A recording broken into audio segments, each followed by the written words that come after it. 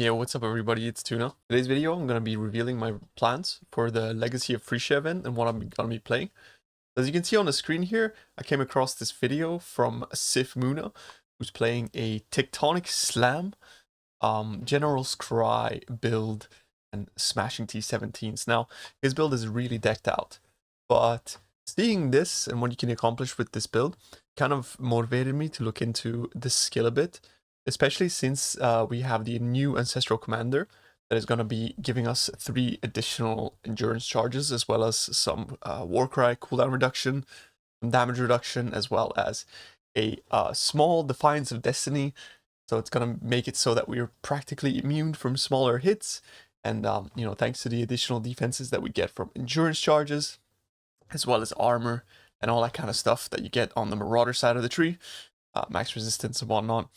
We're going to be pretty tanky, and we're going to be able to take on some pretty difficult content with it. As you can see here, he's smashing through T17s. Now, of course, he has a very decked out build. He's running, like Mage Blood and all that kind of stuff, but all that regardless, like, he looks to be doing very, very well.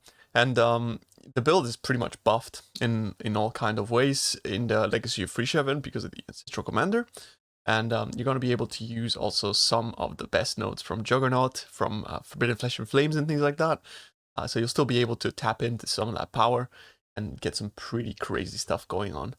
But yeah, the coolest thing about this build, in my opinion, is the fact that you're basically just cycloning, and then you can put Enhance on your cyclone to get even more movement speed, while your boys are just slamming, and they're just going to be running around slamming everything. So practically it is a auto bomber type of playstyle, and yeah, because of that, I think it's quite chill, right? And the cool thing about it is that, recently slams and melee in general has been mega buffed, so that the leveling experience is super easy.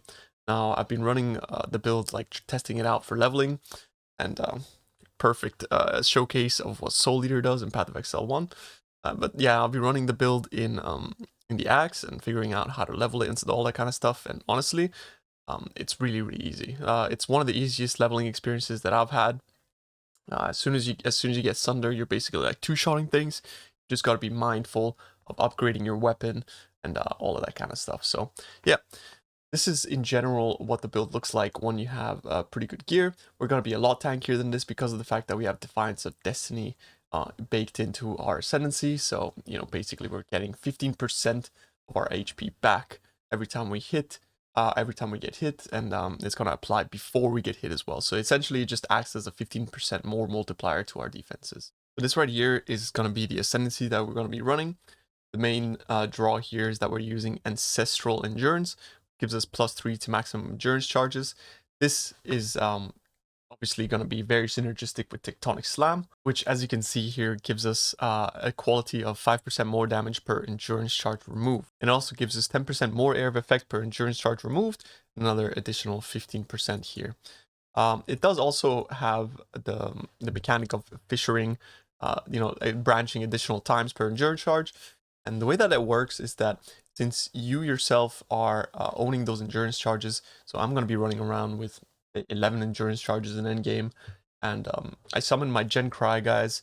These guys are going to inherit my endurance charges, so they're going to have 11 endurance charges themselves, and as they only attack once each, they're going to be dumping those endurance charges in those attack and despawn, essentially making it so that I can always get the benefit of having these more multipliers as well as more AoE.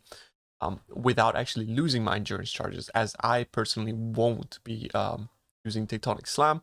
I will be cycloning and yeah, basically spawning my guys on cooldown through auto exertion and that kind of stuff in order to keep spamming this Tectonic Slam of Cataclysm. As you may know, recently endurance charges have actually been buffed to grant not only physical damage reduction but also elemental damage reduction, meaning that when we are stacking a ton of them, say like we have 10 of them or something like that, we're going to be gaining 40% physical and elemental damage reduction, which further multiplies the reduction that we get from armor because it lessens the size of the hit that we will be taking, meaning that armor is going to be more effective. But additionally, on top of that, we will be taking Born Under Fire here as well. The nearby enemies convert 50% of their physical damage to fire. This is in a radius of 6 meters, which 6 meters is pretty much your entire screen if you're using 1080p. It's going to be vertically even bigger than your screen.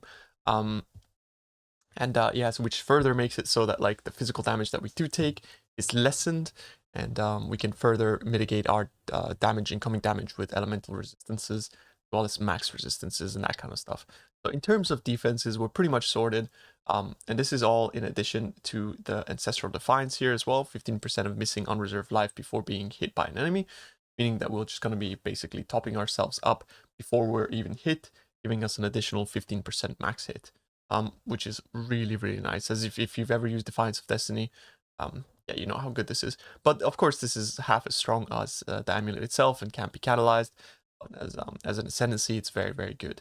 And now the small nodes as well, they have been revealed to give 2% maximum life per node, I believe, and also some armor. While leveling, we will be 100% using the Call of the Ancestors to increase Ward Cry cooldown recovery rate, and as we'll mostly be using things like Earth Shatter as well as Sunder for leveling, having War Cries come off cooldown faster is going to be really great for enhancing our damage that way.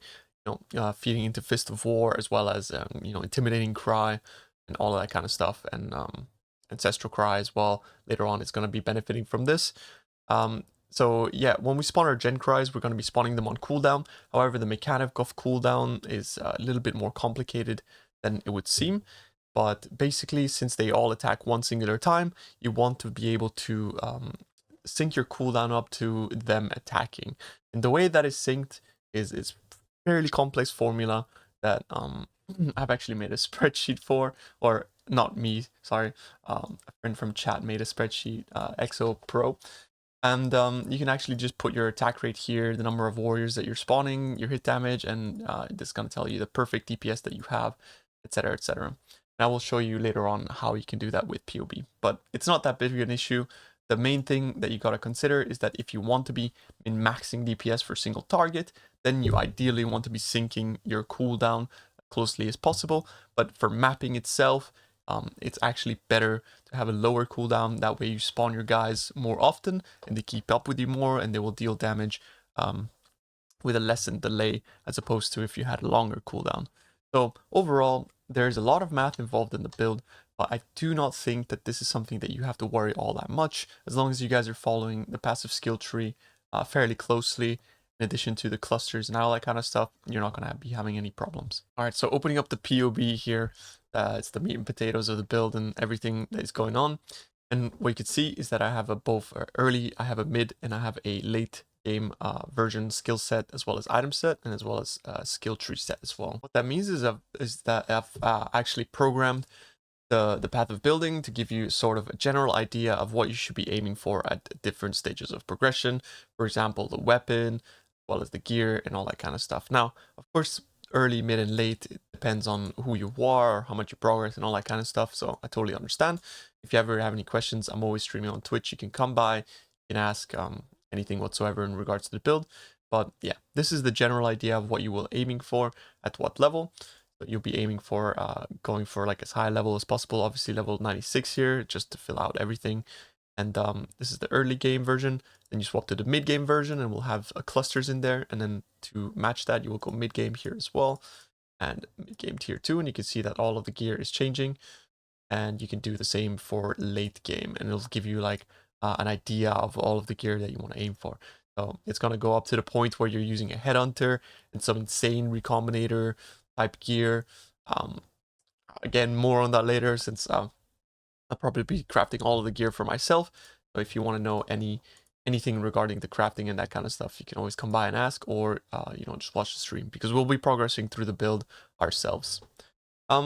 Yeah, so definitely keep a lookout on that PoB. However, I think a lot of you guys are going to be wondering, how do you level this build? And luckily, Alkaiser X actually put out a video recently that we'll put on in the description of this video, showing exactly how to level. And all I did is I took his PoB and added a couple things, as well as changed his tree a little bit. See here, Marauder leveling, going to take you all the way from early into late game. So through the campaign, you see you have level 113, then 13 to 23, where we go for Resolute Technique, then 23 to 32, and further on here. So we're going to be grabbing the Mana Mastery there so we can fit Gen Cry at this point. Make sure that you're matching this with the skill gems here as well, because it's going to be relevant for, you know, when you're going to be putting Gen Cry and that kind of stuff. There you're going to be grabbing in Act 1. First thing you do is you want to go for Ground Slam with Ruthless Chance to Bleed. Early on, Ground Slam is only the only melee skill that you can use. And then once you get to like Act 2, that's when you can go for Sunder. When you grab Sunder, so as soon as you enter Merveil's Cavern, this is when you can actually get Sunder. And as soon as you put Sunder in, you want close combat and melee fizz. What that's gonna do is that's gonna make your damage pretty crazy. Sunder is really insane. And yeah, we'll use Intimidating Cry to enhance that slam as well. Then we're gonna be further progressing to once we get Auto Exertion and Gen Cry. I'm gonna be linking that to Earth Shatter and Pulverize. The thing that I found that is really nice, because you're auto-exerting Gen Cry, what your guys are going to do is they're going to slam all those Earth Shatters on the floor, and then Gen Cry is going to automatically explode them through auto-exertion, which is really nice. And one thing is that on single target, since you cannot spawn corpses, you're going to be wanting to use Desecrate and just casting that onto monsters. So yeah, casting Desecrate as well as auto-exertion, and then you're also going to be attacking yourself still with Sunder, or if you prefer, you can also, instead of Sunder, use Earth Shatter. Though I found Sunder to do more damage until the later stages of the campaign, where here around level 38 to 62 is when I actually put Earth Shatter in my own 4-link, and it started to deal, you know, substantially more damage than what Sunder felt like. So then you're going to be finishing the campaign with Earth Shatter, a self-attack, as well as Earth Shatter on Gen Cry. And later on, as you further progress and you get more links, you can slowly start to progress into not having to attack yourself. However, until you have like a 6-link or something like that, having the additional damage from your own Earth Shatter is just going to be substantially more damage. Is going to help you progress into red tiers, deal a ton more single target that way. So I do recommend keep Earth Shatter on a 4-link or 5-link or whatever, and use it yourself, and then have your Gen Cry boys just slamming as well in the meantime until you get a 6-link, and you can slowly progress to Cyclone Shockwave, a variant of the build that is in the endgame pub that I linked. Alright, so I'm just going to be skipping through one of my VODs of me level testing the build. This is going to be me in Act 3 with Sunder, just smashing on through. And as you can see, as we progress over further on into the campaign, we will be then auto-exerting our Gen Cry. So at this point, I'm already getting my Gen Cry boys spawning. I'll be running around using Sunder myself, and as soon as I auto-exert, what's going to happen is that all of the corpses of monsters that I've recently killed are going to respawn, and then my guy is just going to be slamming along with me as I progress. If I can find some cool snippets here. At this point, I was already using Earth Shatter, and you can use Desecrate on single target, as you can see. Then all your boys spawn, and as soon as you auto war cry, you can see all of the spikes exploding, dealing pretty good single target damage. Overall, in the entire time that I was leveling this build, I did not feel like I was lacking single target at all. I even took the build into like T10 maps or so with Kitava gear. So what I have to say is that like actually, slam builds and melee builds, they get a little bit of bad rep from softcore players, but holy shit, they deal a ton of damage in the campaign. Like they really do. So leveling through the campaign, I have no doubt that it's going to be pretty good. You can see here I'm taking on Innocence with Earth Shatter. The only thing that I didn't really like, the fact that like I felt like I was always running out of mana. So you're going to have to be having some pretty good mana management during the campaign. Otherwise, like you'll get yourself into some mana issues, since like the mana leech is pretty damn far from the start of Marauder, and you're not really going to be grabbing that until later on. But yeah, I mean, like, the damage is really good. I was genuinely pretty surprised and quite happy with it. Like you can see here, my axe is just like a very normal axe that I just picked up off the floor. I'm even looking at elemental axes, like basically anything that increases your damage. Ideally, you want to go for physical damage, since a lot of the things that you will be picking up are like the nodes on the tree and stuff like that are going to be physical damage.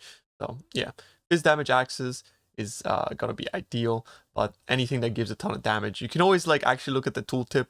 The tooltip is pretty good for giving you an idea of how much damage you're dealing during the campaign. But of course, later on, you want to try not use the tooltip once we get into endgame, because we get like all of these conditional multipliers that just go crazy, and that's just Path of Exile, right? So yeah. As soon as you start getting like endurance charge generation and that kind of stuff, like you do feel fairly tanky, though before it you are actually quite squishy. So yeah, don't think that just because you're Marauder you're super tanky. It's just once you get endurance charge gen and once you get your a little bit of armor and that kind of stuff, you're gonna be pretty tanky. So yeah, endurance charge gen with Ancestral Commander is gonna be sorted by having Enduring Cry as well as endurance charge on melee stun in your main links. So in the campaign, you're gonna probably want to be getting some Enduring Cry action going on, as well as Endurance Charge on melee stun. Later on, if you want to be lazy, you can get an Enduring Composure cluster or something like that. But either way, I will be probably doing a leveling practice if you're watching this video right now, if it's before the event, and if it's the event, you're probably going to be watching me play the build itself on stream. So if you want to pop by the stream and say hello, you can always do that. And yeah.